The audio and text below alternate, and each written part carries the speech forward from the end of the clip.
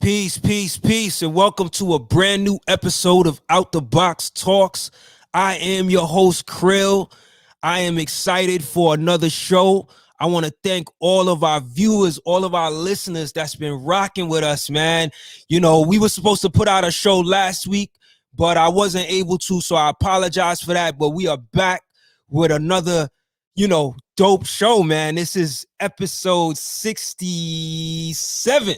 Right? 67. Let me make sure I got that right. Yep. Episode 67 of season 3 of Out the Box Talks. Another dope MC that I got on the show today that I'm so excited to talk to tonight. Been checking out his music for a little while now, and he's got a lot going on, man. He's actually a native from Brooklyn, so we're going to build with him in a little bit. He's from the same town that Cril is from. So I'm really excited to build with him.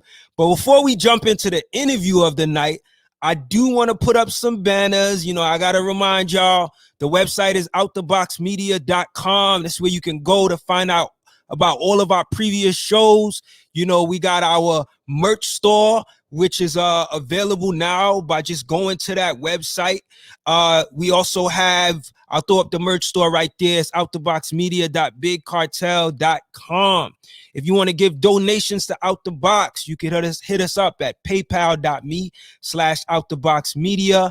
And don't forget to subscribe to our Patreon page where you can get exclusive interviews, right? We have exclusive interview clips from artists and these are interview clips that you have not heard before, right? So you got to be a subscriber on the Patreon page to be able to find that. So make sure, man, if you like what we do and you feel like you want to hear more about this great content that we offer, definitely feel free and encouraged to hit up that Patreon page. And if you want to give donations, you could also hit us up on Cash App at Out the Box Rep.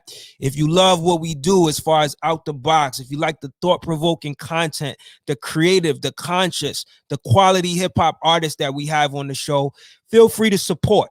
All right. And also remember that the podcasts are also on the audio platforms, right? So you could go to Spotify, Google Podcasts, Stitcher, Overcast, wherever you generally listen to audio podcasts, you can find a high quality podcast, to audio podcasts to all of these shows, right? So this show we're going to do tonight, there'll be a video version that will be on YouTube, but there will also be an audio version available on, platforms like Spotify, Apple, and Google Podcasts. So I just wanted to get that out the way and, just remind the folks, sometimes I got to remember to let the folks know about that.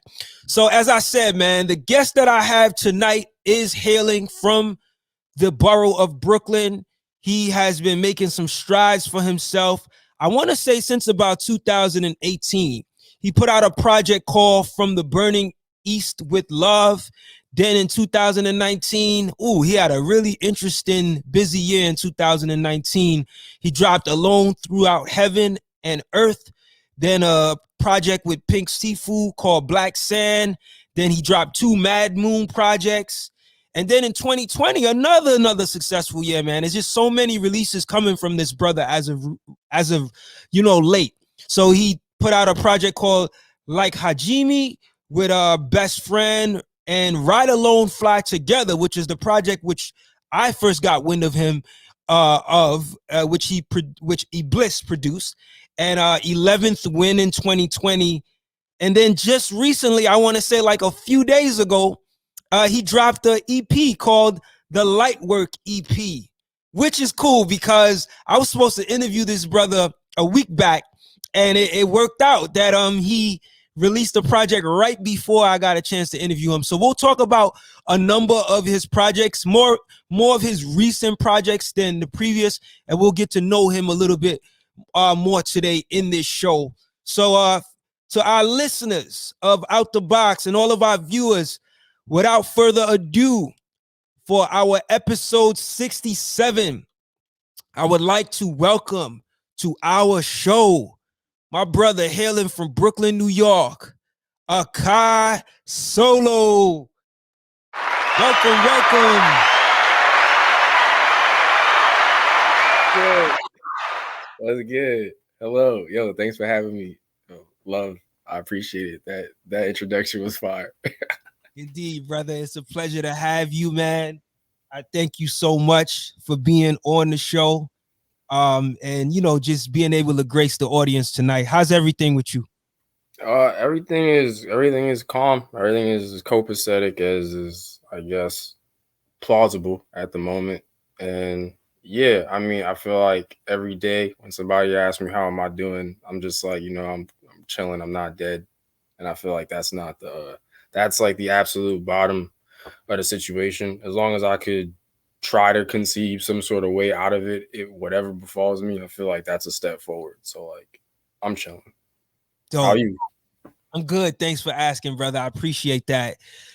I think I was telling you either in a DM or through the email that I had heard about you before, but what really brought your name to the forefront for me was hearing you on the With the Shifts project by Masai.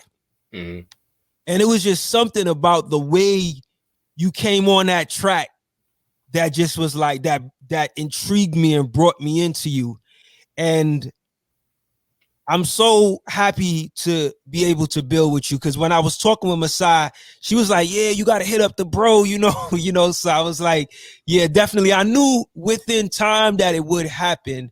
And I think this is like perfect time because you just released a project a couple days ago. Well, no, it was yesterday, but by the time they hear this show, it'll be about 2 days or 3 days in. So I want to talk to you about that project. But before we get into some of your music, please let the people know a little bit about your journey. Like, how did you come to the realization that music was something you wanted to pursue? I feel like it kind of started. I always in school. My favorite subject is English, so like I always liked writing and like books and all of that stuff. So poetry is like the creative cousin to all of those essays and shit that I had to write. So it was like a cool sort of like secondary pastime for me, and I kind of just stuck with it. I never really treated it super seriously, but I just was like, all right, I'm way better at this than like my geometry test. So I'm going to look at this with some sort of enthusiasm. And then as I like progressed and got towards like my junior year of high school, me and my homies would just start classic shit, beating on the tables and just rapping to the rhythm. And it just started out as us like berating each other and like cutting each other asses. And then at some point we tried to like not be so disparaging and like try to like put clever shit and get more intelligent with it and witty. And then some people were like, hey, you guys aren't super bad. And then we made a little rap group, and that had its little stride for a while. I like tried to inject myself in like a talent show type of thing in the cafeteria. I like froze up, got booed. We had one rule, wasn't supposed to curse. I cursed, got frustrated. I think I said like damn or like shut the hell up or some shit. And like they like cut my mic and all of that. And like I went through that. And I kind of like I graduated and like everybody fell off. And then I kind of was like the only one that kind of stuck with it, even when I was in college. And then I would just like whatever there was like little gatherings or whatever with like extracurricular teams, or like there was like a non-letter organization that was like alongside the fraternities, and like there were some people in that who would like rap or whatever, and I would just pull up in all these little pockets and I would just be like, yo, what y'all doing? Y'all rapping? And I would just do that, and I just kept doing that. And then at some point I was like, yo, man, what would it be like if I was able to like stabilize this or like take this like even more seriously and try to like, do I have anything to say or anything like that?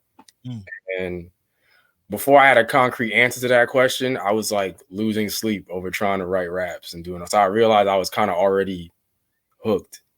And yeah, the rest, I just took it from there. I just started doing my homework and thinking about like what I didn't know and what I felt like I should know, like my rite of passage and like all of that. Dope, dope. You know, it's interesting you said about, you know, not using profanity, right, in the actual, you know, when you were coming up. Like what did that experience teach you? Like just having that challenge where you ended up slipping out with the curse word. Like did you think about like, wow, like that, did that challenge you and give you a new perspective moving forward? Yeah, like for a while, like, and the thing is, it's not like I wasn't like cursing at that point. Like I definitely was cursing, but it was an interesting like this was like that specific little like a contesting that I was referring to. Like it was oversaw by like the faculty. So like the only Right. way that they was gonna let that rock was like, all right, we gonna let y'all corral in the cafeteria. Like we better not hear nothing crazy. And like, yeah, and I had it until like somebody yelled something, like some other student. And I was just like, damn, like, he was talking shit. And I was like, come on, man. Like I know I'm not popular enough, but let me rock. And like that just got the best of me. But that gem in itself, it was a cool little exercise because like for a long time, I subconsciously would do things like that. Like I would try to like not resort to like the regular pitfalls of like structuring a song. Like I would see like if I could limit how many times I gotta say nigga before I say nigga, and I would do shit like that before I educated myself on like the utilization and the importance of those nuances. And then I realized that those shits don't make a nigga dumber or have his raps have less substance than the other nigga. You could be really wordy and not be saying shit. Your shit don't got no weight.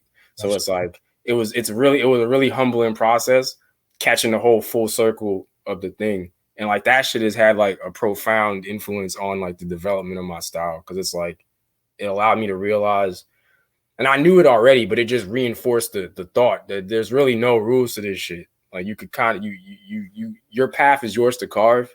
And of course, we look at like our ancestors and those that came before us, and we look at the imprints their steps made and see what we could glean from that. But like that's not required. You know, you can there's tons of dirt in which you can make your own prints. So it's like my whole thing right now is trying to find a median of both of those, which I would call like the perfect stride. And yeah, but like it was a cool challenge while it lasted. Then I realized it doesn't matter. Like, yeah, like make sure it's authentic first. And then after you get what's authentic out on the paper, then you can fine tune that and put the writer's touch on it and like make that the shit that nobody could fuck with. But if the raw material is not genuine first, to me, the song is already like, yeah. So. What I notice about your music is like when you hear it on first listen, it just sounds raw anyway. So I think you know, you tapping into that raw sound early has continued to manifest, you know, in your music. So tell us about your name. Where exactly does it derive from? Because when I think about it, automatically I'm hearing the beat machine, right? The AKAI beat machine. But I you know, I want to give you a chance to break that down where the name comes from. Sure. It's an acronym. Ascended killer, absolving ignorance, souls of lords omniscient. And then for AKAI is Japanese for my favorite color, which is red. So it's kind of like a double whammy. I kind of turned my name into a bar, I guess, from my existence. My first rap name used to be Kite, which was killing ignorance throughout eternity. And at some point, I got to a place where I didn't, like right before I dropped from the Burning East with Love, I felt like the music that I was putting up, like I feel like I had ran like the appropriate distance with that name. I felt like I was at a turning point, and I didn't think that name did it anymore. And it's not like I rebuked that name. Like that name is still like I got that name tatted. I don't have a Kai tatted. I have Kite tatted. So it's like if you know me and you call me that, and I'm like, hey nigga, chill out. Like it is my name. They're all my names. But yeah, I just felt to a point where I needed a new name, and it was AKAI and another possibility. And like I slept on it. I asked a couple homies which one sounded easier. Which one did you feel like you would feel like being like, yo, I'm a fan of X's music. Would you feel like you'd like saying this name, or does this name seem easier to say in your brain? And then I woke up and I was like, all right, this one. And I went with it. And yeah, the rest is history. So, Dope. So I want to get some of these names, you know, out of the way and just ask you about it. So the next name I want to talk about is Tase Grip. which is, to my understanding, it sounds like it's a collective, but I'll let you tell it. What does Tase Grip stand for? Give some insight on the movement and Tase Grip's contribution to music. Sure. Tase Grip is a collective that I lead. It's comprised of tons of talented people that I've met since I started making music seriously, and most of us are from New York. Tase, like the whole thing behind the name is like grip is the imprint that I want. It was always the sensation and like the experience that I wanted us to leave on this, the impact that I wanted us to leave on this world and the next. So like to clench something tightly. And then Tase is just East. I just switched the first and last letters because it originates in the East Coast because I'm from Brooklyn. Nice. So I just switched that, and then yeah. Dope. What would you say inspires this new New York hip hop movement? Like I was talking to Messiah about that in my interview with her, where she was just talking about the New York movement that she's a part of. We had used the word scene, the scene, but the movement that you talk about, what would you say inspires that movement? And you know, in a way, I would say it's kind of reminiscent of what I was seeing with the whole Pro Era collective when they emerged out of Brooklyn some years ago. But like where is this movement or this Tase Grip or this scene that you're a part of? What inspires it? How, like, I'm curious to know, like, what music do you guys listen to that has inspired your sound?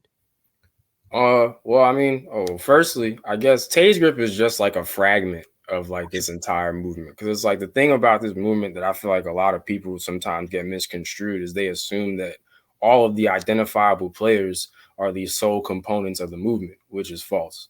Like everybody that can be identified at least has like 10 people, 20 people with them that all have their thing. Like most of the people in my collective, like I met them not knowing shit about music, and they were already developed people. Like I was still like, yo, how do I like find places to rap at? And like I met these people and they didn't think I was garbage. And like I developed real relationships with them. So it was just like, yeah. And as far as like what inspires us, like just good music. The thing that pushes everything forward, I feel like the guiding light is just like this concept of narrative preservation. I always say this because I feel like that's one of the only things that like keeps us grounded. And what I mean by that is that everyone has their own story, and they're very adamant on making sure that that story is told properly. Like as Black people, we deal with that all the time. We deal with the context of our situation and what actually went down being misconstrued and like divvied up all over for like all types of like ulterior motives. So it's like our goal here on like a sonic level is to make sure that doesn't happen. And it's just like, not just for our own existences, but just for the preservation of the existence of this sort of free type of thought, this sort of free development of music. It's like a lot of us, I'm sure, remind people of embers of all types of things, but I don't think that anyone's agenda is to remind anybody of anything. Like everybody's kind of just like, this is where we are, and we're trying to just be as authentically ourselves as possible. And the hope is that people resonate with that authenticity. And I was like, if you don't, that's cool. There's like mad other shit you can listen to, but like this is what we on over here. So I mean, yeah. But I link up with people and like these niggas is listening to jazz. This guy's listening to like Cuban electronic dance music. Like it's just like I get put on to something like every other week. So it's like, and I constantly, like I live under a rock. So like it's a refreshing feeling to be able to walk into a space with like-minded peers and like constantly be edified or like given some sort of like new perspective or layer to add to your entire plate of how you approach this shit. So it's just a series of repeated occurrences of steel sharpening steel. Like that's what I feel like the movement is. It's just constant like material, like going up against each other and like just producing even more formidable material from that experience, if that makes sense. No, that makes sense, man. I'm always curious to know like what brings a certain collective to the forefront. And I definitely see a movement here with you, with Masai, with, just the people that you're connected with. Now, the project that you released on 420, the Lightwork EP with YL and producer Roper Williams, that kind of came as a surprise project. I didn't even know that you were coming with that. And I was like, oh, perfect. I'm about to interview him so we could talk about that. Tell me how that project came about and what the goal was, like you guys had in mind for it. I mean, it's all in the name, no pun intended. Like YL is the homie, Roper Williams is a homie. I already have I've rapped on Roper Williams production over a couple of my projects already. So like that was nothing. And YL, consequently through Roper Williams, I've been able to develop a relationship with, and he's the homie. And we've been meaning to get up. And I pulled up and we were chilling. And Roper was there. And then he played some beats. And I was like, yo, these beats. And then there was one track. And then I was like, yo, let's just like make like 2 more. And then we made 2 and we sat on it. And we were like, yo, this is cool. And then I went home. And then I slept on it. And then I woke up. And I was like, yo, like he hit me up to YL hit me up to shoot a visual for one of the tracks.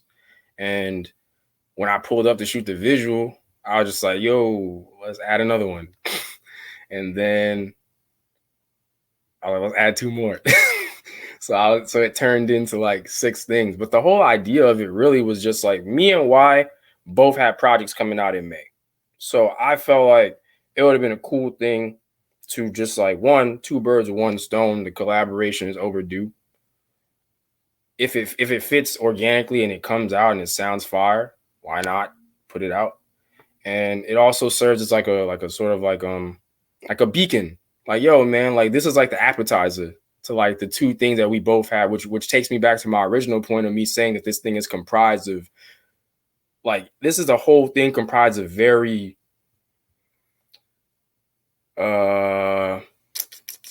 functional individual parts. Like everybody, just because like once we leave, like it's on some Justice League shit. Like just because everybody leaves the tower in space doesn't mean that nobody don't got a city to look over. They don't got their own shit to do. Like when Batman is not with niggas in the watchtower, that don't mean he's not in the Batcave doing shit. So it's like everybody has an agenda. Everybody had their own itinerary. And we both happen to be dropping shit in May. So I was just like, yo, why not? Why not make something that has nothing to do with what we dropping in May? Because it's not May yet. And that's just me giving into my own nature of just wanting to drop shit all the time. So I was just like, yeah. And it was just really organic. Like we picked out all the beats. The first 3 was just water. And it was just fun. And like the way that we felt that it happened, it felt so casual that I was like, yo, let's call it the Lightwork EP. Like, let's not like the entirety of this thing, to sum it up, I guess plainly and simply, was like casual bars.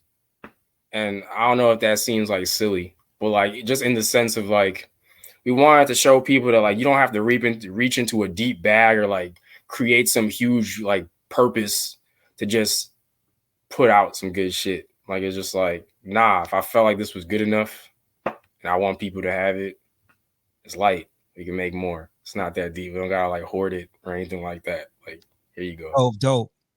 It was cool because I think last year you had already had released a project by this time last year. So, it was cool to finally get something from you in the year, because I know you usually put out a number of projects within the year. So it's good to have it. It's always cool to get those little surprise projects every now and then, man. Like the fans, I'm pretty sure appreciate that. So I want to talk about one of the lyrics or one of the lines from the Lightwork project. On the actual title track, Lightwork, you have a line where you say, current events got Black Mirror looking like The Simpsons. You see mad similarities and symptoms. Like you say that. How'd you come to make that comparison between the 2 shows? Well, The Simpsons is known for being like highly prophetic, with like calling out things that happen, like whether it be in pop culture or just like the natural development of society. And like that's pretty well documented. Everybody got memes about it. We're like, yo, that's freaky. And then Black Mirror, I felt like touched a very similar tangent with like our technological development and where we're going with like security and things of that nature. And the thing that had really spawned that was like before that, I'm like, we got robo dogs. I don't know if you saw that video yet, but like those dogs used to be prototypes. There was like a video going around a couple years back at like a Boston institute or something. And it might not be Boston, but there was like an institute developing those dogs. And like they were running them through a little obstacle course and all types of shit. And like now we're seeing it's game time. Like that the dog had progressed to an actual like piloting level. It was out and about. It was in the neighborhood. Like the police brought it on an investigation, and like that, seeing that whole thing come full circle to me.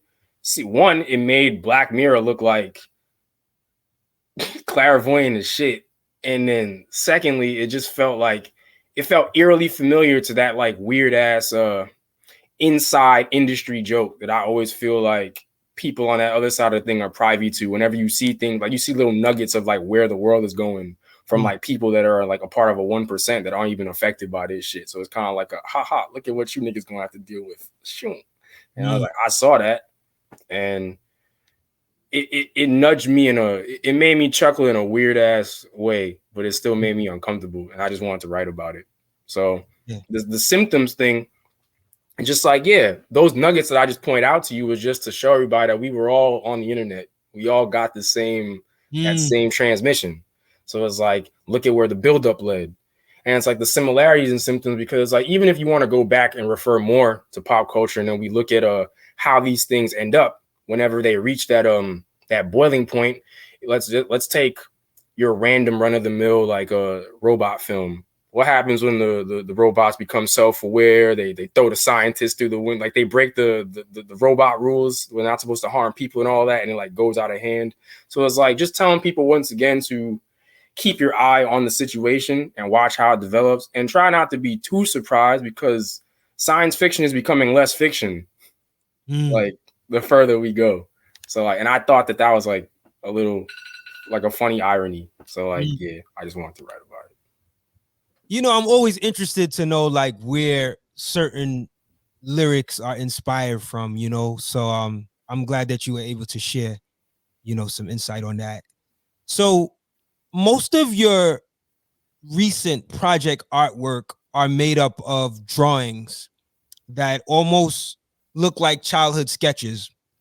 Is that intentional? And who actually does the artwork?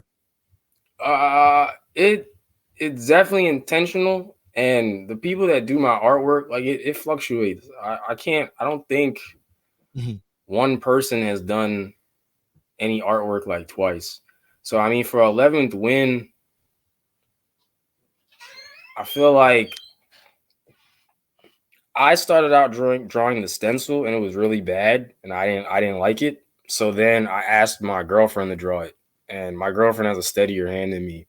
So like I had the template of like how I want like the drop off the flower, but all my flowers, like my stem wasn't straight enough or whatever.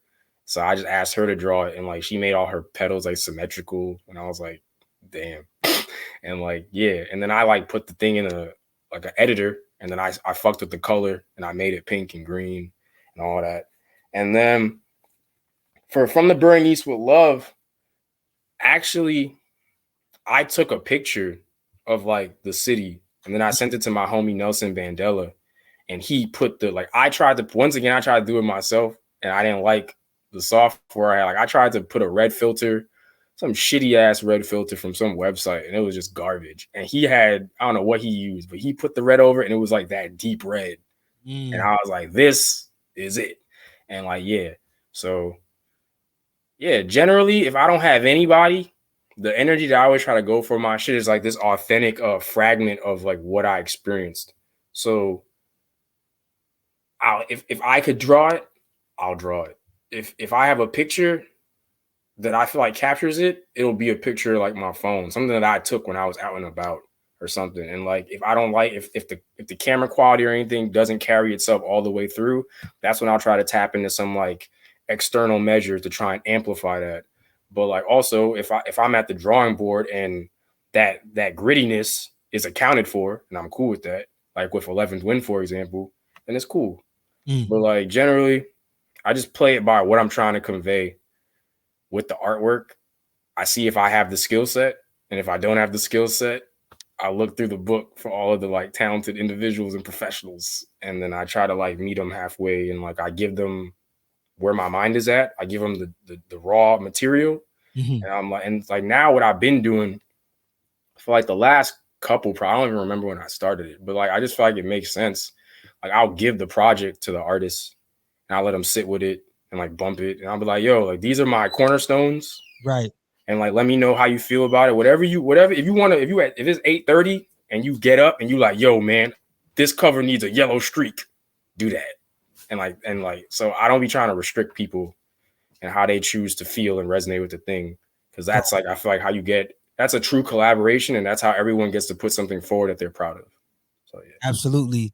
You know, with that explanation, it makes me think about how today as independent artists, you know, when you could literally think about an idea, record it overnight, and then put it up on Bandcamp, it really makes me think about the independence and the self-reliance that you get, right? Like that you don't have to be this major artist that people know about, and I mean fine artists, and you could sketch something together and you could just put it out there, but it's still right because it's an expression of you, right?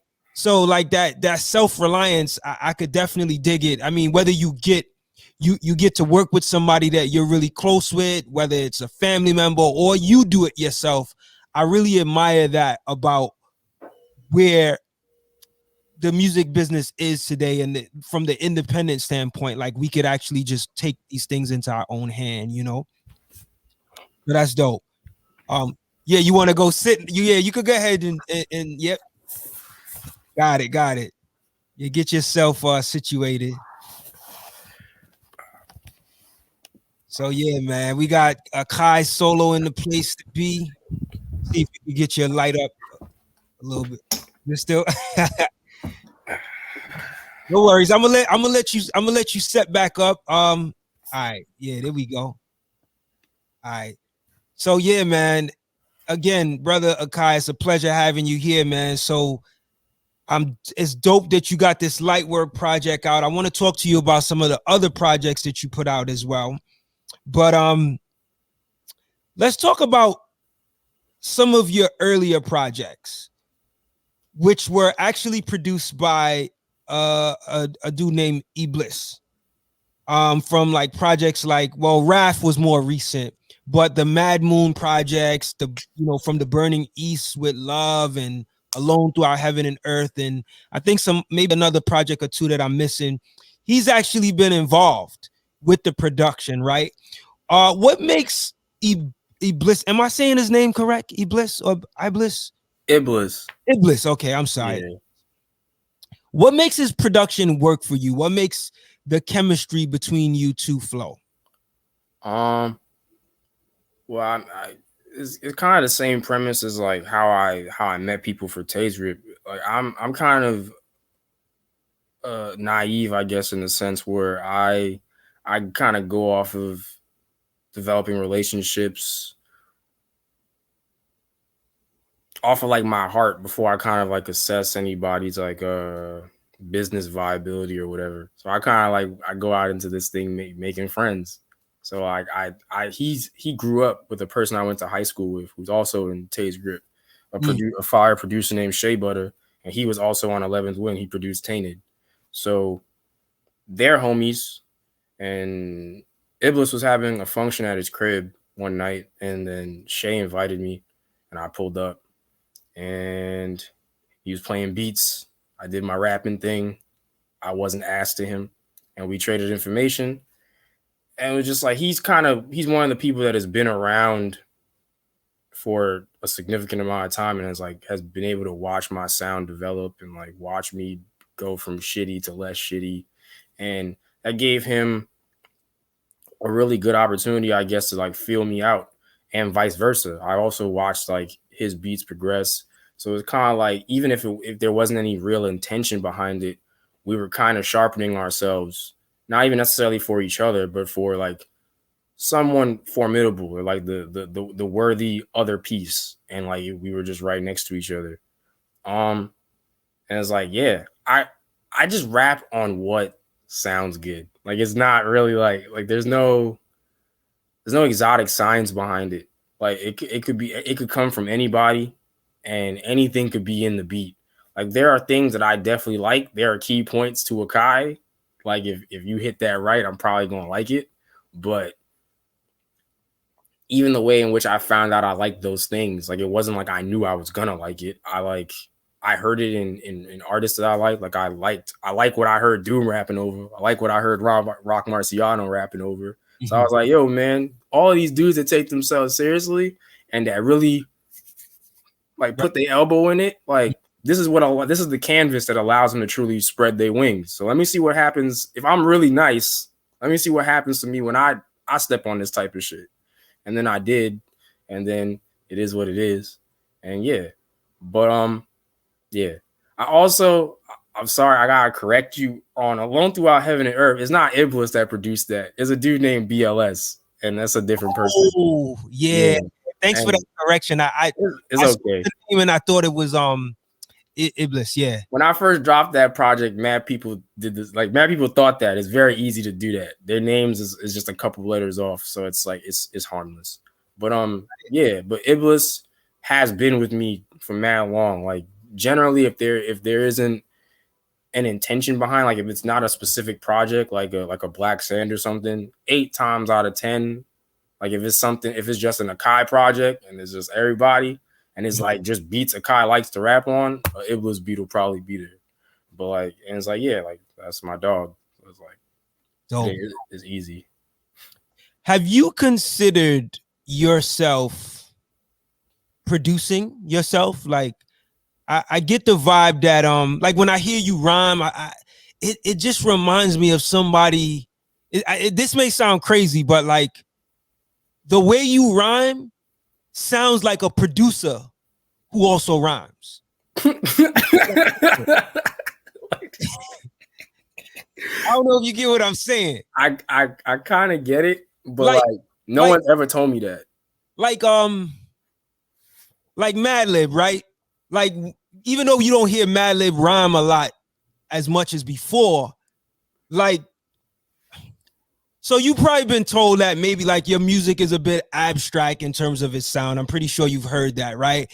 And usually when I hear MCs that are really, you know, when I hear that their approach is abstract, they tend to be producers themselves, you know. And I just, like, even before I read the credits to know who produced some of your projects, I just had this feeling like some of this was you. But I'm just curious to know if that's something you've thought about. Like, you know, even if you haven't done it, have you tried your hand in, you know, lending some contributions to production yourself? I've definitely tried. I definitely try, like, all the time. Okay. Before I fucked up my computer, I had Ableton on it, and I was definitely trying to like get my like 1 or 2 loops in a day quota. And yeah, the homies, best friend, walked me through the beginnings of Ableton. Iblis showed me some things. Shea Butter showed me some things. Like, I picked up little nuggets, even Wavy Bagels, like all those people. And it's like, at this point, I kind of have like maybe 5 or 10% knowledge of like a handful of different softwares. So like, whenever I'm in proximity to one, or if I'm at a homie's crib, I'm like, yo, you got a sample in there? Like, you want to make a beat? And like, I'll try to do that. And if it sounds good, I'll be like, yo, bounce that. And if not, we just leave it there. I don't ask about it, but I definitely try. And the goal is to definitely get to a place where I feel like I could tell people that, or I could be more overt with it. But yeah. Indeed. I mean, if it's not for you, it's not for you. I just wanted to ask about it. So I actually want to ask you about another project, but before I do that, let's go into 11th Wind. I want to ask about one of the songs on 11th Wind. There's a song on there entitled Tetsuo. Am I pronouncing that right? Okay, cool. So on Tetsuo, you have a line where you say, peace is an investment, while what disturbs are taxes. Profound line. Can you talk about what made you come to that realization? Sure. I mean, first, I think it's peace is an investment while what disturbs it taxes.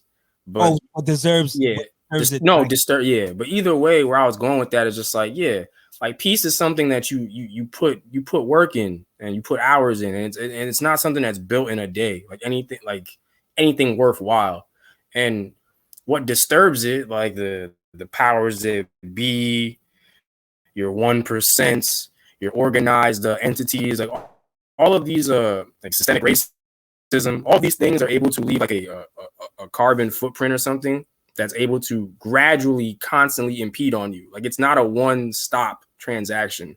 Like the inconvenience that you get from like your government during something like a pandemic with the infrastructure failing is not a one-time thing. You didn't wake up and realize that you might not have been able to get your hours and then that was it. First thing that happened is that your hours dwindled.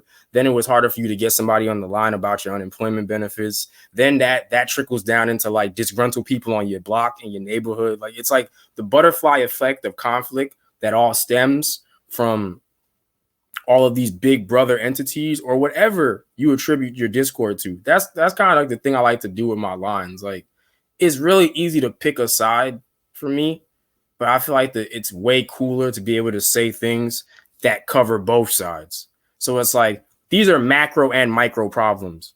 You like that line applies to the beef you might have on your block, the strife that you're having in your family, and like the problems that you're going to have in your workplace and the problem that you deal with on a national level at the same time, because it's like there's a form of peace that one would try to preserve at each of those levels, and there is an adversary that would come to conflict with that peace at all those levels. So it kind of peters out and you kind of walk away with that same gem no matter where you're at in your life, if it applies. That's where I was at. It's like it's a constant give and take. It's never a one-stop thing. I was like, yeah. Deep.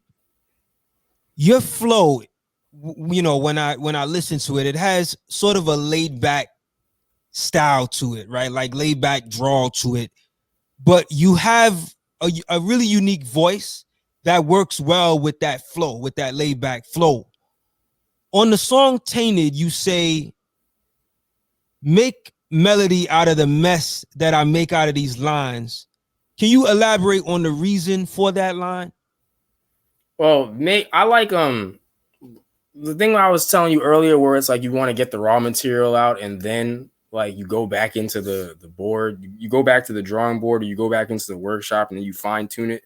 Like that secondary cut before like the one time I guess that Jay-Z writes a verse, because he barely writes the verses. Like whenever a person just proofreads before they send it out and like you get your chance to do all of that. Like for me, when I do that, or just in general, like make a melody out of the mess of these lines is alliteration. It's just off of the repeated M sound. So like I'll walk into a thing having that, like I'll be like, all right, when I'm writing a verse, there's like a handful of like literary devices I want to get off my chest. It could be in this part of the song or that part of the song. But like for me to feel like I actually used my brain, I should put these in here at some point. I should practice these things. And yeah, make a melody out of the mess of these lines was a clever way of speaking facts, because the mess is my life that I put into this music, and then somehow I make it worth singing along to. That's the melodic element, and like people vibe with that. So that was really all that was. It's like it's the subtleties I feel like that are like the makings of like the greats. Like people are sitting back and talking about lines that Nas and Biggie have said, and it won't be the hoopa doopa doopa doopa thing. It'll be like the 4 lines that niggas will miss. And it was like, I really love when I'm able to watch people gain so much from so little. And it just like that type of shit really speaks to the survivability aspect of humanity and Black people and just resourcefulness. So like I like being able to give some type of little game that could make people do that. And it's also like it's just art of war shit. Like being able to convey much by saying little is just like that's fire. I feel like your lyrics, a lot of people tend to miss on first value. Like they like I was listening to some of your, like with this Lightwork project, I was listening to it earlier, and the more I honed in and repeated the listens, the more I got. But you were saying it's kind of like how similar to MF Doom, he says a lot in a little bit of time. And the more you go back, you realize how much is being said in tracks that's like 1 minute and like 40 seconds. You know what I mean? And I think that's a special thing as an artist, because a lot of times we listen to music just to get it right away, you know, but there's a lot of, I wouldn't use the word hidden gems, but there's a lot to unpack if you go back and listen to it intentionally with trying to learn something. And I feel like that's what happens a lot in your music. You do have standout moments where I'm like, boom, it hits. But there's moments that you really got to go back and listen. But I appreciate that music because I think that's the type of music that lasts a lot longer. You know, that's the music that people find out about years later, and they're like, and everybody's talking about it, and then it's driving. Well, there's a select group of people that are talking about it, and it's driving more people to it, you know, to listen to it. So you have a line. Well, this is not necessarily a line, but you say this, I feel, a few times in your music. You say "undefeated of the East." How did that phrase come to be? Undefeated of the East is this moniker that this character from this anime that I watched, me and my homie that I met in college, his name is Godsuch. His name now is Elric, and he's also in Grip. And I met him in college, so we both had sociology together. And he made beats, found out I rapped, and we would just go to his crib in Harlem. And I found out that he liked the same show in particular, and that just blew my mind. And they called themselves, like, the dude Sensei and that dude, they called themselves the Undefeated of the East. He was like the nicest nigga. And I was just like, how many chances am I gonna have to have a anime reference come up that actually references loosely the East Coast? Like, how could I flip that? And like, it just felt like it was given by like God. So I was like, nah, we about to take that. And when we make music, just like how when me and Iblis make music, we go by Mad Moon. When me and my homie Elric made music, we would go by Undefeated of the East. And like, yeah. So at first it was just like a homage and like a shout out and just playing the flag of the existence of that. But then it became like a philosophy. And it was just like there's all types of shit that I'll be saying. Like the philosophy really overall is just an overarching, like, drilling in of taking the number one headband. Like niggas is not secondary in any capacity. Whether you put me to next to your big name or next to the top pick in this circuit, like nobody's in the business of bending over and taking it lightly. And that's what goes back to everybody being so gung-ho on preserving their narrative. Nobody's trying to be branded as a sidekick. And it's like, that's especially true with me. So even then, that was my energy. That's my energy now. So it was just like a really clever way to be firm with what the agenda is with these particular cats that you find yourself listening to, a random person. Like, you hear that type of shit, you should be like, all right, okay. Like, I don't know who this nigga think he is, but okay. And it's like, yeah, just to spark that intrigue and just that little morale boost. Like, all right, we doing this shit. Take ourselves seriously. Have some sort of like faith in ourselves. Wow. I wouldn't have made a connection to an anime with that line, but that's dope. Speaking of anime, how you feel about the Yasuki series coming out? I'm pretty hype about that. I like, yo, yeah, like that's a good move. Flying Lotus. Yeah, Flying. Who else is it? Is it the Ryan B. Coogler dude? I'm not sure, man. I just know that the idea, of course, the historic record of the Black Samurai, I think it's so dope because you never really get a chance to see animes with Black people, like Black characters, so yeah, I just wanted to ask you about that while we were on the topic of anime. Nah, absolutely. Yeah, I'm definitely hyped. The representation is definitely needed, and it looks really good too. Like, it's one thing to have representation, but they be trying to give niggas the shitty end of the stick by destroying the method of transport for the representation. So I'm glad this time they not doing that. Yeah. So yeah, I mean, I'm hyped. It should be coming out in a couple of days. I think it comes out the 29th. Right. So it's like, yeah, I'm definitely going to tune in, and hopefully it lives up to all them promo trailers. Right. Yeah. And I like the fact that it's a historic figure. Like it's real. Like kids could watch this and be able, people could watch this and go back and learn about this actual this person, and the impact he made. So one of the doper tracks from the RAFT album, which stands for Ride Alone Fly Together, that really stands out to me is called Stand Alone Calm. And you have a lyric, very, very profound lyric. Like it's one of those lyrics, like I was telling you earlier, like I just hear you in your pocket with this lyric. You say, till they stop discussing tactics, that doesn't mean they stop planning. It just means they stop telling you. 1,000 ends brought a Project Coupe. It doesn't mean that it's exceptional. It just means that people make exception cool. I'm trying to go with your flow. Can you talk about what inspired you to tap into such a thought-provoking line? Like, can you explain what you meant by those?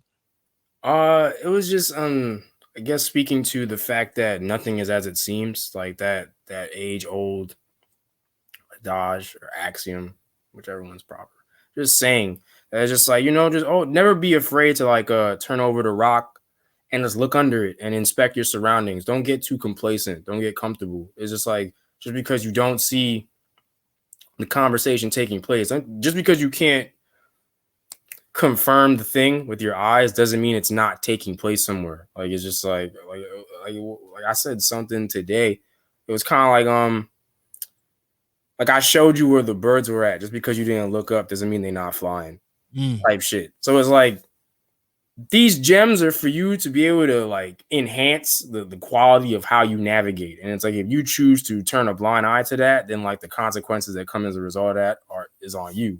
And then like the whole thing is just going off of that same concept of just because you can't confirm it, just because it's there does not definitively make this all there is. I take that into like music assessment. Just because like people will come all day and we've seen people talk about it like on like a mainstream level, like arguing with like math and numbers and like trying to assess or evaluate the worth of like a musical contribution based on like how much sales it did. And like for me, I feel like that's not always like the saying is that numbers never lie, and I feel like that's not true, because if the numbers are put in place by people that can lie, then those numbers are not infallible. Like there's a flaw in them. So that's where I was going with that. Like, first of all, it's just funny how that line develops, because then after that, we start finding out that people are faking streams, and also the numbers can be skewed. So it's like, aha. So just because you saw 2 million, blah, blah, blah, does not mean that that homie is worth that.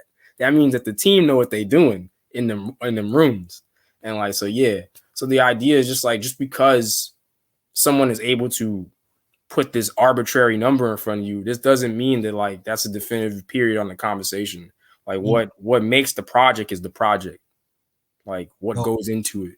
It's not about the like the promo run and all of that. They all excel in their own ways and they all have their own importance. I'm not trying to undermine that, but those things are not the body of work. Like the experience that you described when you go and revisit and you listen to something over and over and you sit with it, you wake up, like that assessment, how many people can walk away from that and have something of substance to tell you and like convey to the next person and keep that organic spark of dialogue over the comment. Like that's what makes a good body of work, or at least a controversial or sensational body of work to at least be talked about.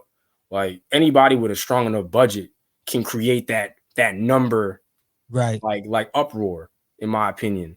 So it was just to let people know that like, don't put all your chips in this basket of evaluating what makes something hot or not. Like, you know, like do your own research. Mm. Yeah, sit with things. Indeed. Well said. You know, going back to that line, like I think what really stands out too is the melody that's happening. It's almost like you're singing the raps at a certain point. How did you get into that pocket? That pocket is kind of like I look at raps or like flows as like sword stances. And for me, that stance was like one of the first ones I've had for a while. Like before I changed my rap name, I felt like that was like the only one I kind of had. That and like my uncanny ability to go places and just freestyle. Like, that was all I was good at. And I didn't like, but it was like, yeah, the person that really inspired me to start rapping before I dug into Doom, RIP, before I got into Nas, was Kid Cudi.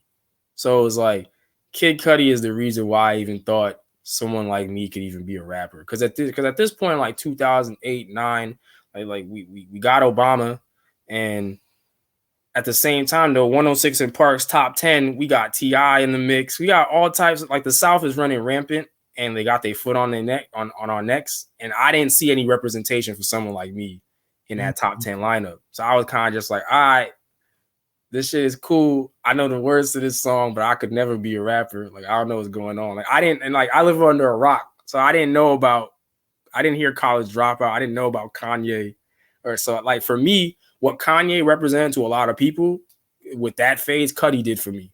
Like, wow. So it was just like that. And I would sleep on Cuddy at first. Like when Day and Night was circulating, and I'm a very anti type of nigga. Like I don't like when people try to tell me I should do something because like I'm not a bandwagoner. So like I wanna come to the well on my own terms. So like I wasn't feeling the Day and Night shit for mad long. And one night I was in my crib and I was just up late and I just typed in his name and I saw Soundtrack to My Life and I played that shit. And that was not Day and Night. And I fucked with that shit. And like I saw the visual. So like I got to like see this nigga I got to see him again. Just like with the Day and Night shit. But the Day and Night shit was kind of like trippy and had all of that. Like the Soundtrack to My Life thing was slower. It kind of had like tour footage. So it felt more organic and like it was him. I fucked with his vibe. He felt like he was just smoking weed and he had on like skinny jeans. I had just started wearing skinny jeans because I was skating and shit. So like I felt like I could relate to him. Then I looked up all of his interviews and shit. And like he was at this time, like he's coming up with B.O.B., like Mickey Fax, Charles Hamilton, like Drake. And that double XL cover. Yeah. And if you looked at all of their interviews, like Charles Hamilton was doing this thing, like everybody was doing their thing, but like the of course we remember the Drake interview where he's rapping off the Blackberry and like it don't feel like real hip hop. Meanwhile, this man Cuddy, I'm counting like 3-4 interviews. This nigga is rapping off the top of his head and like bodying it. And that blew my mind because I was just like, yo, this nigga does not look like the rapper, but he's rapping over the classic beats. He's doing the thing and he's walking out of here with his Bape vest and his 10 deep hat. So I'm just like, yo, man, that seems a little bit more plausible. And I fucked with that. And he does that. That's Cuddy style. Like he's very melodic and shit. So when I would freestyle before I didn't have any templates to like use. And I was just like, all right, well, like, let me try that. And like, I could hold a note. Like I did like mild plays and shit in elementary school. So it was like, thankfully when I open my mouth, it's not garbage when I try to do that, but I'm not a singer. But I just took that theory from like a lot of people attribute that sing song shit in this modern thing to Drake. I give that all to Cuddy, to me personally. And like, if anybody want to have that conversation, I got receipts and I can let them know where I feel like it went wrong. And when, like, I feel like Cuddy is low, and this ain't no shade to Drake team, piece of his success. But like, I just feel like one of the first people, like, people always be like, Drake be taking people powers and like stealing their sauce. I feel like Cuddy was one of the first people he did that to. He was in the Pursuit of Happiness video. They was all buddy. And then right after that, best I ever had. Yeah. And I'm like, all right. So yeah, but like, I really got that slice from Cuddy. And yeah, I put it in my pocket because right when I was ready to change my name, people only wanted that from me. And I was trying to let niggas know, like, I'm not a sing-songy dude. I like to put a little twist on the thing every now and then. So then I stopped doing it because niggas was not listening. Niggas was trying to pigeonhole me. So I was like, I'm going to stop doing that. But it comes out sometimes because it just feels appropriate. And it came out on that song. Yeah. Like, yeah. I think it really works for you. And you know, I don't want to pigeonhole you. I know you're evolving, right? So that's a beautiful thing. But I just, from a listener standpoint, it definitely works for you. But speaking about Cuddy, like, I would have never saw that initially. But now, as you talk about it in relation to this actual flow that you have on this song, it actually makes sense, you know. But I like, you, like, on face value, I can't see it, but now I can see it. That's dope, man. It's always interesting to find out, you know, how people are inspired and who they're inspired by, right? You'll find out, like, wow, I would never think, but that's dope. So at the end of the song, Beast of Gratitude, you have a line where you repeatedly say, with the Meccas and Meccas and Bay, with the Meccas and Meccas and Bay, I be thinking, wait, it'll be okay.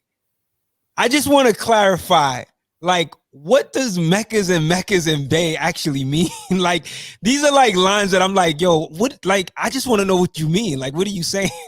But yeah, clarify for me. Nah, sorry. Mecca's, well, Mecca is the holy ground.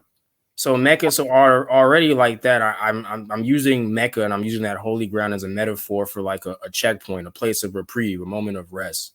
And the Meccas is another anime reference. The show that I told you about where the Undefeated of the East thing is from, like the way that people fight in that show, they get in giant robots. And those are in like a synonymous term for giant robots are mechs. So like if I saw an opportunity to play with language there, and Mecca literally sound the same. So it was easy after that. And then it'll be okay is that the idea is like, while we're on standby, waiting to get deployed again into like the mission of your life, whatever you got to do for the day, the idea is what you're running over and over before you jump out, before you get in, before you put your game face on, is that things will resolve itself at the end of this 24 o'clock. And like people say that, you know, be mindful of your words and all those things because those things have power. So the idea is like, before you jump out, if the last thing that you had was something positive, something with like a healing effect, something protective, that feeling will carry you through like any type of hardship you come through the day. So it's just like, and it's also like, my whole thing is to not just sit and hope, but to hope and plot just in case it doesn't. So you're not doomed. So like what I'm doing and what's happening in that bay isn't merely hoping it'll be okay, but the mechas are also a representation of like, yo, warfare. So if it doesn't go the way it has to go, we can step to this measure. But the idea for that line and just the utilization of of alliteration again to make it feel so fluid and kind of like a rapid punch is to just show you that's how quick those circumstances can come to a surface for you to have to make that decision and how fast you have to rise to those decisions and that circumstance. So I was like, yeah. Wow, man. Yeah, man, your music is layered, man. So I appreciate you breaking it down. Thanks for asking, because nobody be nobody asked me. That's why I'm here, brother. Like, I want to, you know, like, I really listen, right? And obviously I'm scratching the surface with all that you have to say in your lyrics, but I feel like if I'm interested, then maybe somebody else is interested in knowing what you have to say, and hopefully it'll enhance their experience with your music, right? It'll make the music more fun to listen to or give it a greater meaning. So let's go to another track. As you can see, I'm a lyric head, so you know I'm going through some of your lines. I think Raft is one of is probably like my favorite project so far from you. I do have to say I haven't checked out all of your body of work, but you know, for the ones that I have listened to so far, Raft is definitely up there for me. You have a song entitled "With the World in Mind" featuring Pink Sifu. And on it, you have a line where you say, "If it isn't meant to shatter, it'll last. No other options really. And if it break despite the effort, it may have never been worth it. Before condemning self, try considering that." Of course, you go on to say other things, but I wanted to stop there just to reflect on that line. Beyond what you say in that line, what has helped you to push forward in life and maintain a peace of mind despite prior, you know, circumstances of disappointments? Just kind of building on that line and what you're conveying on that line, because it's a deep line. I actually had to listen to it again to be like, because it's one of those lines where you kind of like you get the first part of it, and then you go back and you listen to it. It's like, okay, I get it, but you really gotta like make sure you catch every word, you know, because it's not. You could, if you miss one word, you could miss the actual, you know, significance of the line. Yeah, and I guess to answer the first question is like, and that's the thing is like the thing with my music is this advice or like whatever I'm saying, like it's all like live. Like I kind of internalize it, and I go back to it, and there are like things in it that I still haven't grasped, and I'm still trying to master, and like that is a shard of that. Like I take that line, and the bigger thing that it's attached to that helps me deal with things like disappointment or persevering in the face of that stuff is like the complete abandonment of expectation. Kind of just like it feels cliche, but it's some real shit. It's like if you don't set yourself up with a standard to be met, then nothing can be met or not met.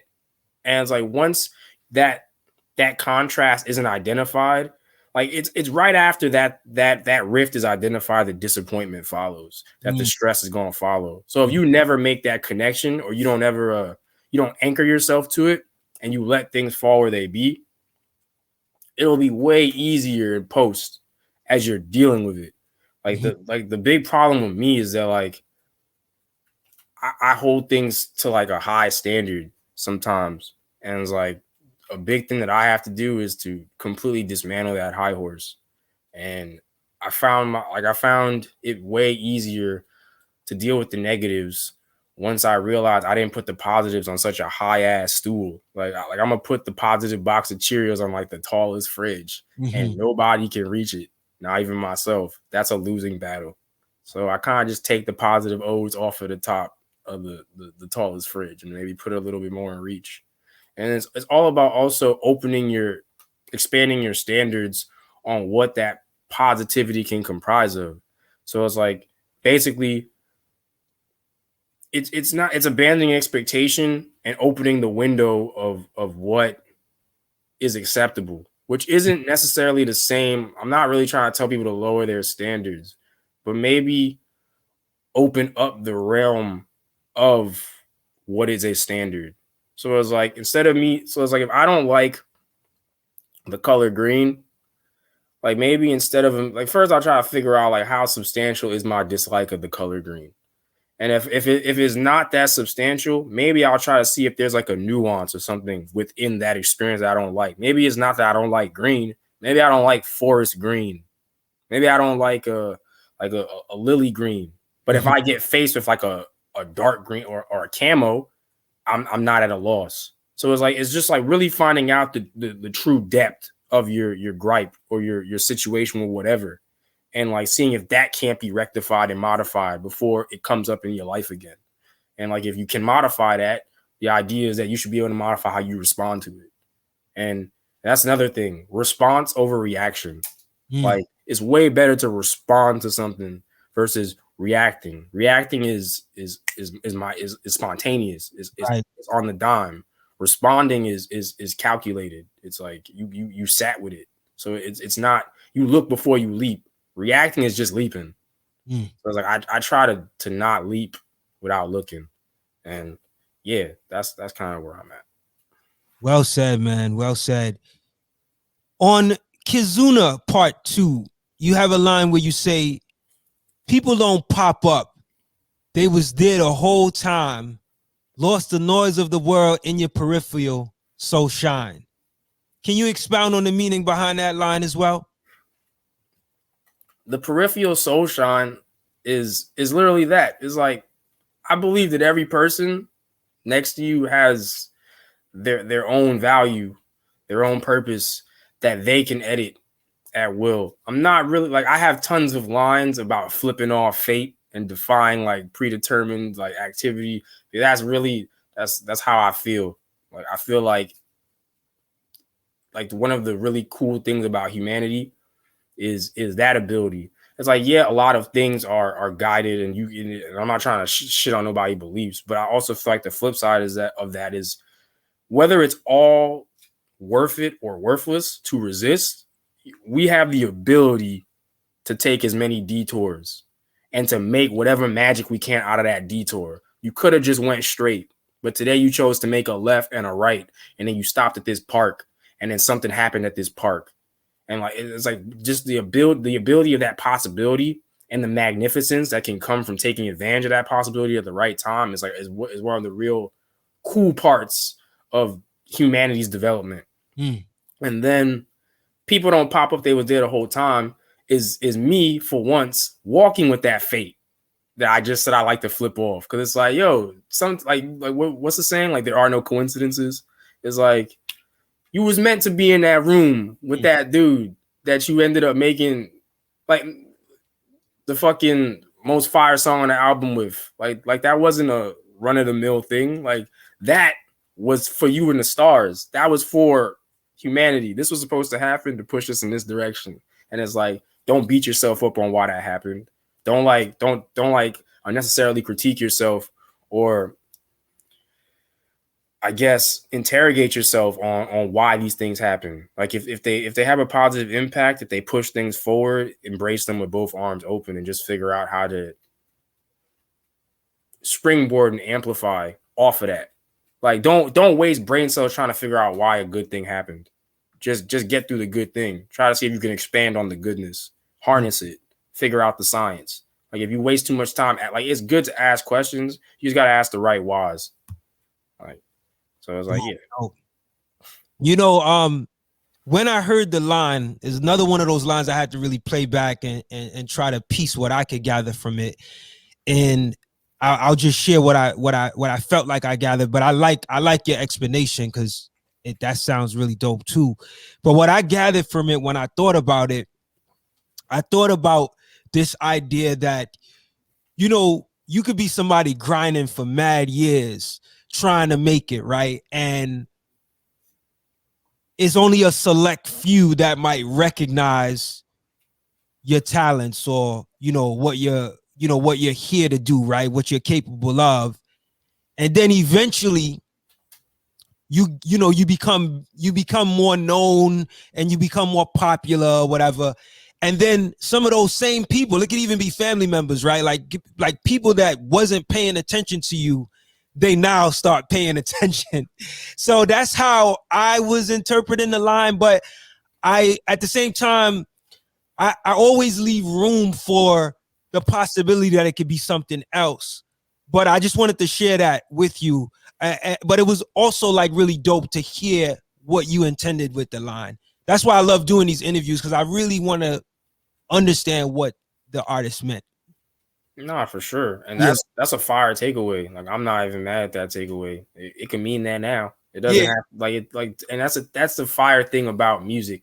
Like, it resonated with you, and it was able to connect that dot, and like doing the math and like checking the work, it makes cognitive sense on how you came to that conclusion. So like, that's not bullshit. Like, that shit is valid. So for me, it's like, that's what you took away from that, it means that shit. And Word. like that, like your interpretation is not secondary to my interpretation. Like I don't is like these they're juxtaposed with each other and they're part of a larger conversation.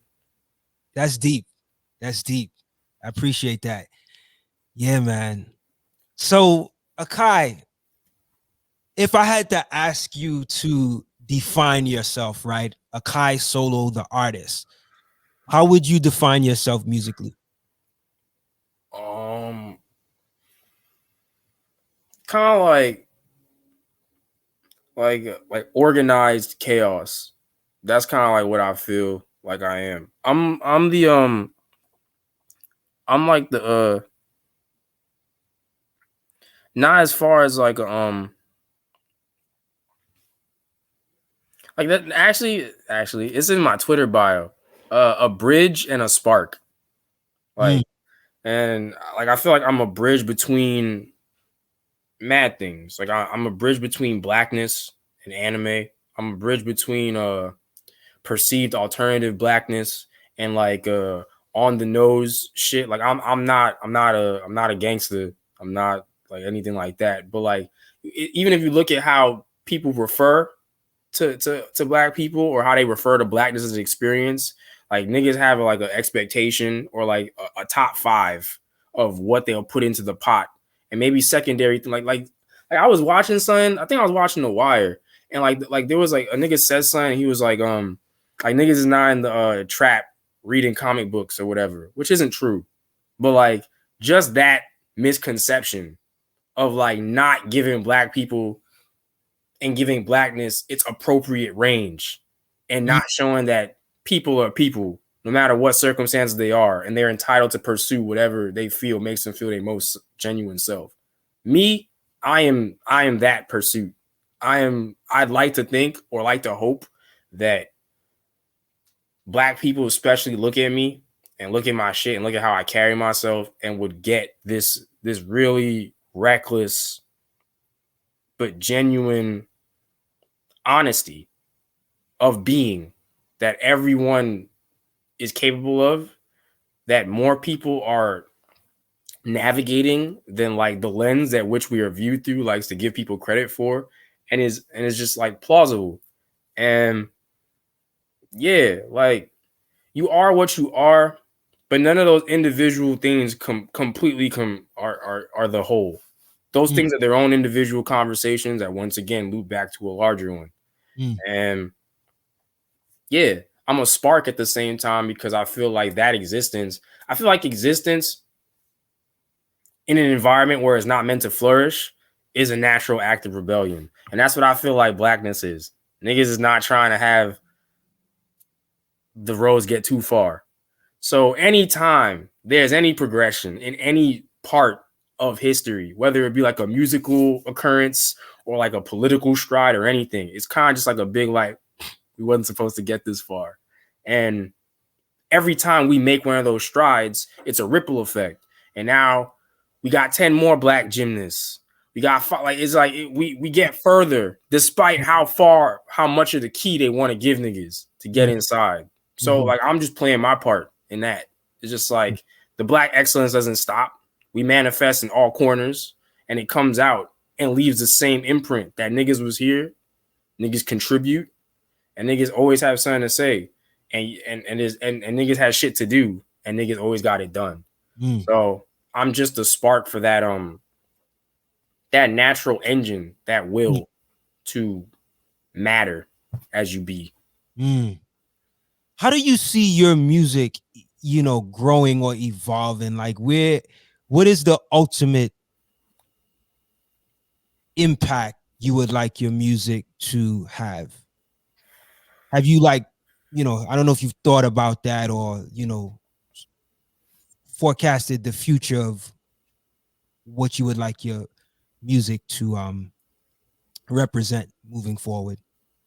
Well, definitely resolve. I want my music to be determination music. Like I feel like determination and resolution, they're concepts. They're important. Like the concept funds everything that is the top of the branch It's the top of the tree that branches out into all types of things. If you're not determined, you're not gonna get up and go to work. You're not gonna make sure that you take care of yourself. Like, you need will to even live your life.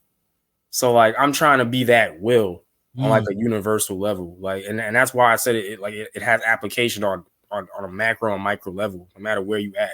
You need determination to bust that play. You need determination to hit that jumper. You need determination to talk to that person that you have feelings for, to put that extra oomph in that passion project, you know, to go to the gym and drop those pounds you want to drop. Like, no matter where you at, no matter how much setup you think you are, you're going to need that. So it's like, I want to represent something undeniable and vital. I don't want to be undeniable for my ego's sake. I want to be undeniable on a necessity level. Like, it's like, nigga, if you didn't have any will to get up in the morning, you was going to sit in that bed and die. And it's like, but you didn't, because something pushed you. Like, that purpose, that overarching thing, whether it was for your mom or your cat, or because you want to be able to, you want to look at yourself and like be proud in the mirror, or whatever it is, big or small, it still has a value. So it's like, what I'm after is undeniable value. And on some human shit, top 5, dead or alive. Like, come on. Like, it's not even a game. I'm from New York, so it's like, you have to understand. You already know we take it. We're not playing with that. Like the pen is not a joke. Like, I don't like, if you want to hone in on anime bars, you could do that. There was like 100 other bars where I already outbarred you. So like, I got time to play with this. So it's like, yeah, like it's not a game. You know, it's interesting you speak about determination, because there's a certain will that it takes to put out as much projects that you put out, you know, and that mindset of like, I'm going to keep creating, you know, like, how do you get past some of the blocks that may come, you know, in terms of recording, and push through it with the determination? Bruh, that's the question. I don't know. It's not something I've mastered. Like, I feel like it's just, you gotta let it cool down. I kind of feel like if I feel like the well is drying up, that means I should go live some life. And like, at the end of the day, when I set myself up to the standard of making sure that the raw material has to be honest, once I try to write something and I feel like I'm trying hard before there's even anything on the paper, I shouldn't be writing right now. Yeah. Yeah. So I kind of have like little positions or checkpoints in place that I feel like once I start committing to them mentally, I'm like, all right, I'm doing too much. But like, once it comes, I kind of just like, first I have the huge doubt. I'm like, oh man, I'm whack now. It's over. And then I like wake up and I realize, well, I can't really quit or anything like that, because I love it too much. So so I kind of just like sit down and I just start listening to like everything around me. Like, from the dead noise in like the crib to like what I'm watching. I kind of like take a step back out of myself, and I try to be way more sensitive with what I take in, or I try to look at what I'm not taking in. And I just get really into myself and like introspective. And I just try to like give myself a quick evaluation on where I'm at and what could possibly be producing this block or this feeling of this block. And I see if I'm fucking up on a point. And then that's usually where I realized that I was procrastinating. There was mad books I was supposed to read, and I was bullshitting. And I didn't read them. That's why I feel so dumb right now. There's like a video I was putting off or whatever it may be. And then I just start walking through those portals. Like, I'll make time to read that shit. When I go outside, I'll pay attention a bit more. And it's just like things like that. And I kind of just take myself back to basics with how I sit with my world.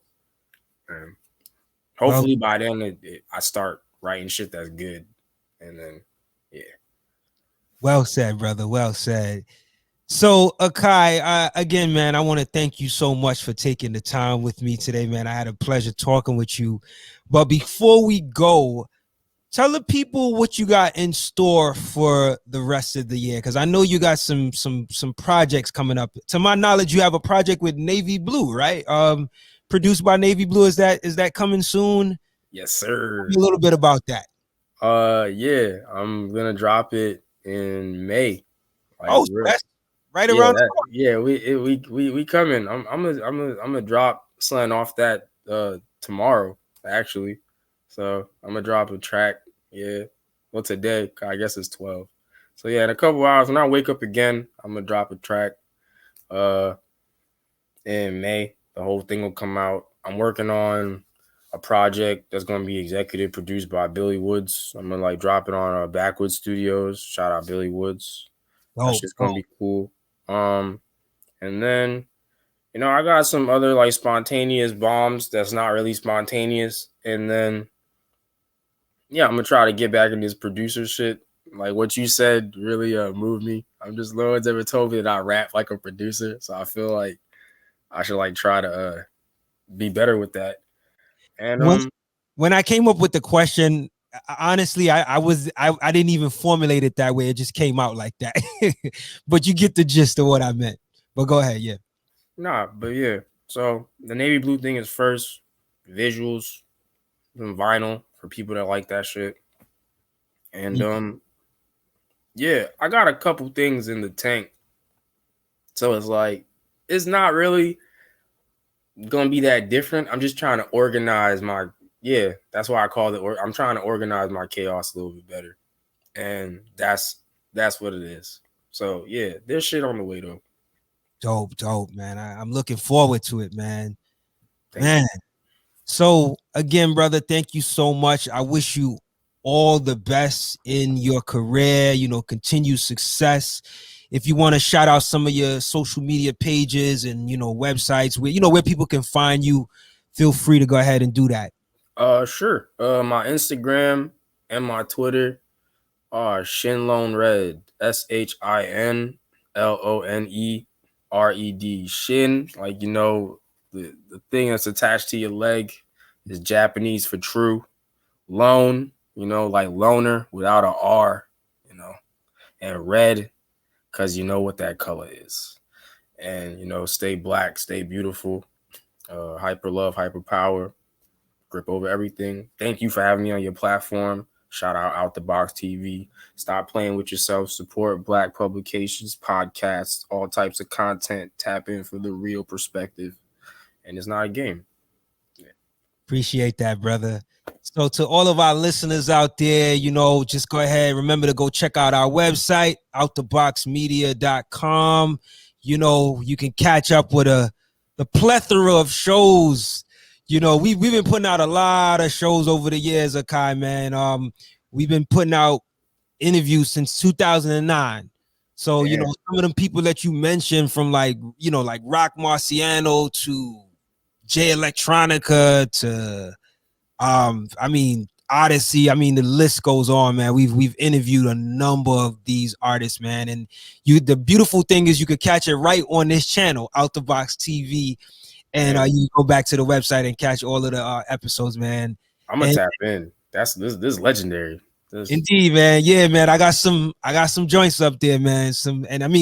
Back then I was actually doing the interviews. You really wouldn't see me much because I was really behind the camera, and it was more like mini documentary type stuff. So of course, this was before the pandemic, where I was able to go out and record people in their spaces, and it's so much, man. So this platform has been around for well over a decade, but I want to say in the past year, the last year and this year, we've been really, really consistent, like dropping episodes every week. So I'm glad to add you to the interviews on the platform, brother.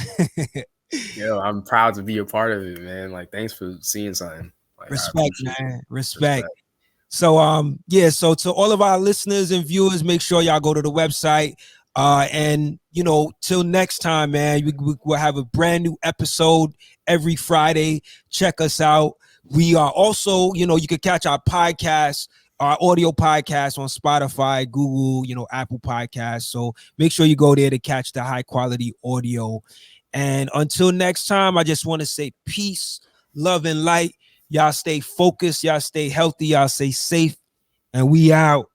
Yeah. Peace.